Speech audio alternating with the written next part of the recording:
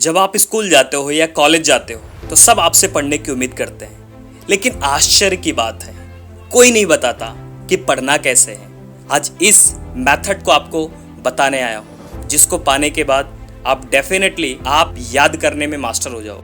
सभी मान लेते हैं आप इसे खुद ही कर लोगे।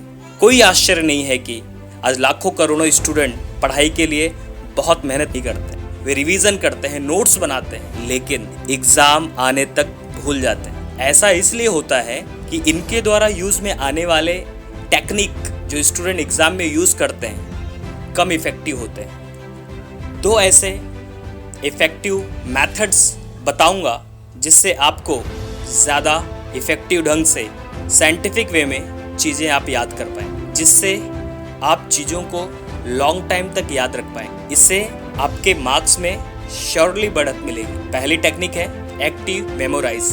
इसे एक एग्जाम्पल से समझते हैं। क्या आप किसी वस्तु को बिना दिखे हूबहू ड्रॉ कर सकते हो? आपका जवाब होगा नहीं।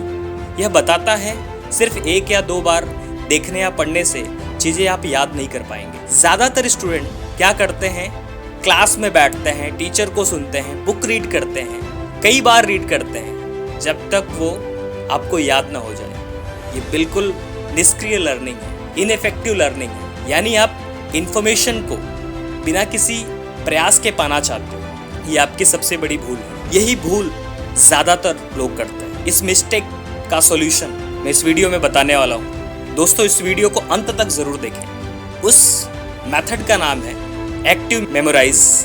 इन्फॉर्मेशन को पढ़ने के बाद अपनी खुद की समझ को टेस्ट करते हो, यानी उन सूचनाओं को अपने माइंड से मेमोराइज करते हो कि इस पैराग्राफ से या लेसन से क्या सीखने को मिला। यह तकनीक इस सिद्धांत पर आधारित है जिसमें आप अपने ब्रेन को प्रोत्साहित करते हो। जब कोई स्टूडेंट खुद से क्वेश्चन पूछता है तो वह उस आंसर को याद करने के लिए अपनी ब्रेन पावर का यूज करता है। जितना अपनी ब्रेन पावर को यूज करता है, एफर्ट डालता है, यानी कि उसे इंफॉर्मेशन को याद करने के लिए टाइम लगता है और तब जाकर के ब्रेन में वो चीज़ें, वो इन्फॉर्मेशन लॉन्ग टाइम टिकती हैं। इसका एक साइंटिफिक रीज़न है। आपके ब्रेन में न्यूरॉन्स होते हैं, उसमें पाथवे बने होते हैं जिसके खुलने से आपके ब्रेन के सेल एक्टिव हो जाते हैं। और जब आपके ब्रेन के सेल एक्टिव हो जाते हैं ना, कोई भी चीज़ आप अच्छे ढंग से याद कर सकते हो। अब जानते हैं एक्टिव मेमोराइज टेक्निक काम कैसे करती है। जैसे जो टॉपिक पढ़ना है उसे पढ़कर बुक को बंद करिए, उसी इंफॉर्मेशन को खुद को समझाने का प्रयास करें और फिर बुक से कंफर्म करो आपकी समझ सही है या गलत। अगर कोई चीज़ आप भूल गए तो दोबारा इसी प्रोसेस को रिपीट करो। अगर इंफॉर्मेशन बहुत कठिन है तो बुक की हेल्प के बगैर फ्लो चार्ट या माइंड कीवर्ड बनाने की कोशिश करो, जिससे आप इंफॉर्मेशन को विजुलाइज कर पाएंगे। कुछ लोगों के मन में सवाल होगा कि माइंड कीवर्ड क्या होता है। जो पैराग्राफ, जो लेसन आप पढ़ रहे हो, उसमें जो इम्पोर्टेंट जो वर्ड्स हैं उनको चुन लीजिए और उसको याद रखिए। उससे रिलेटेड चीज़ों को अपने माइंड में स्केच करने की कोशिश करें। इसे रेफरेंस मेथड भी कहते हैं। इससे हम एक ही चीज़ से कई चीज़ें याद कर सकते हैं। एक और चीज़ जो एक्टिव मेमोराइज को बेस्ट ऑप्शन बनाता है वो है प्रीवियस ईयर का क्वेश्चन पेपर या मॉक टेस्ट पेपर। आप सरप्राइज हो जाओगे, इससे आपकी मेमोरी की कितनी अच्छी एक्सरसाइज हो जाएगी। अब कुछ दिनों बाद जब उसी टॉपिक को दोबारा पढ़ोगे तो आप महसूस करोगे मुझे तो कुछ याद नहीं है, और आप फिर से बुक को रीड करना चाहोगे। और यही गलतियां आप में से ज़्यादातर स्टूडेंट करते हैं, जिससे एग्ज़ाम के समय रटी हुई चीज़ें भूल जाते हैं। और सही तरीका यह है कि आप टॉपिक को देखकर उसे रिकॉल करो, खुद से क्वेश्चन करो और फिर बुक को देखो कि आप क्या भूल रहे हो। हर बार इस तरह से रिवाइज करने से इंफॉर्मेशन शॉर्ट टर्म मेमोरी से लॉन्ग टर्म मेमोरी में सेव हो जाती है। दोस्तों, इसी तरीके से एक दूसरी टेक्निक है द स्पेस्ड रिपीटेशन टेक्निक। ज़्यादातर स्टूडेंट यह प्रॉब्लम फेस करते हैं जब भी वो किसी चैप्टर को कुछ हफ्तों बाद रिवाइज करते हैं तो उन्हें वो चीज़ें याद नहीं रहती और फिर ऐसा महसूस होता है कि पहले से याद करने का क्या फ़ायदा। जब एग्ज़ाम तक कुछ याद ही नहीं रहता तो हम याद क्यों करें। क्या आप जानते हो ऐसा क्यों होता है?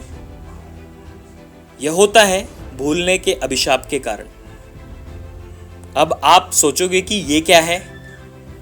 ये वह थियरी है जो ये बताती है हमारा ब्रेन किसी भी रटी हुई इंफॉर्मेशन को हाई स्पीड से भूलता है, यानी कि ओवर टाइम मेमोरी गायब हो जाती है।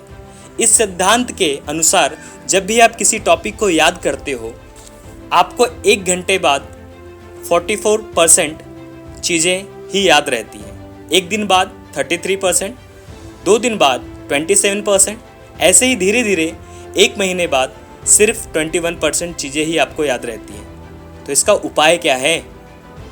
तो जितनी बार आप फॉरगेटिंग थियरी को अप्लाई करोगे उस चीज़ को भूलने में और ज़्यादा टाइम लगेगा।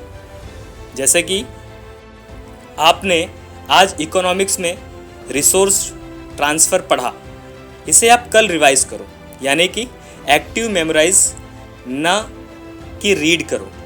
फिर 3 दिन बाद रिवाइज करो, फिर 1 हफ्ते बाद, 2 हफ्ते बाद, फिर 1 महीने बाद। आपको इस प्रोसेस में दोहराने का क्रम धीरे धीरे बढ़ाते जाना है। यही वजह है इसे स्पेस्ड रेपिटेशन कहते हैं।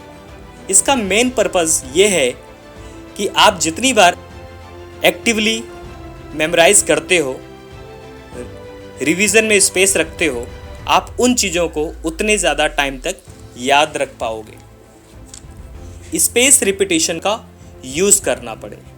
इस एक्सरसाइज से वो सभी इंफॉर्मेशन आपके दिमाग में ठीक से बैठ जाती हैं जो आप याद करना चाहते हो। यदि आप किसी भी कंपटीशन की तैयारी कर रहे हो, चाहे IAS, PCS या किसी मेडिकल या इंजीनियरिंग की, चाहे किसी भी एग्ज़ाम की तैयारी कर रहे हो, आपको बेस्ट वे देगा आपको लॉन्ग टर्म चीज़ों को याद रखने में। दोस्तों, कमेंट करके बताएं आपको इनमें से कौन सी टेक्निक ज़्यादा अच्छी लगी।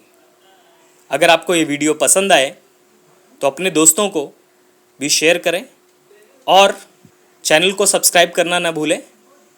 और इसी के साथ दोस्तों, जय हिंद।